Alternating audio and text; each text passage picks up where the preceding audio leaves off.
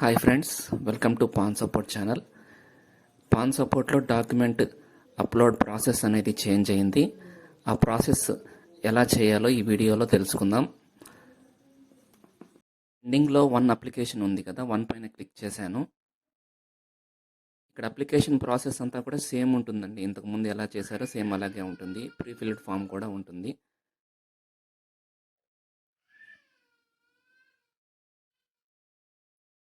ఇక్కడ upload PDF దగ్గర మనం పీడిఎఫ్ అప్లోడ్ చేయాల్సి ఉంటుంది.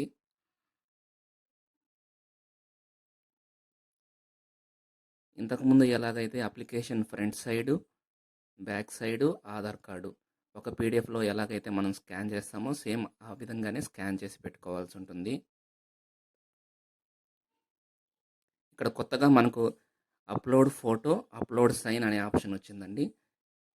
ఇవి రెండు అడిషనల్గా ఇప్పుడు యాడ్ చేయాల్సి ఉంటుంది అనమాట.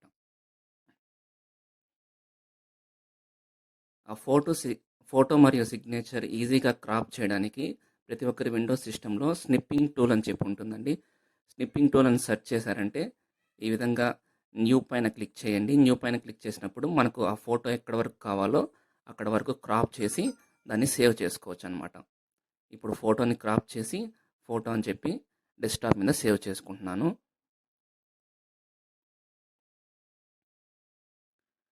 అలాగే ఇంకోసారి న్యూ పైన క్లిక్ చేసి సిగ్నేచర్ కూడా క్రాప్ చేసి సేవ్ చేసుకోవడం జరిగింది.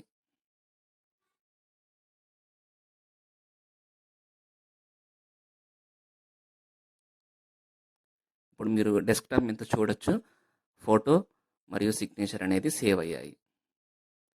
ఈ ఫోటో సిగ్నేచర్ అనేది జేపీఈజీ ఫార్మాట్లో సేవ్ చేసుకోవాల్సి ఉంటుంది. ఇక్కడ అప్లోడ్ పీడిఎఫ్ దగ్గర రెగ్యులర్గా మనం డాక్యుమెంట్ అప్లోడ్ చేస్తాం కదా, ఆ పీడిఎఫ్ ఫైల్ని అప్లోడ్ చేయాల్సి ఉంటుంది. పీడిఎఫ్ని అప్లోడ్ చేశాను. అలాగే అప్లోడ్ ఫోటో దగ్గర ఇంతకుముందు మనం క్రాప్ చేసుకున్న ఫోటో అప్లోడ్ చేస్తున్నాను. అప్లోడ్ సైన్ దగ్గర క్రాప్ చేసుకున్న సిగ్నేచర్ని అప్లోడ్ చేస్తున్నాను. ఈ విధంగా 3 డాక్యుమెంట్స్ అప్లోడ్ చేసిన తర్వాత సబ్మిట్ పైన క్లిక్ చేయాల్సి ఉంటుంది. చూసారు కదా, అప్లికేషన్ అనేది సక్సెస్ అయిపోయింది. ఈ విధంగా సింపుల్గా అప్లికేషన్ని కంప్లీట్ చేయొచ్చు.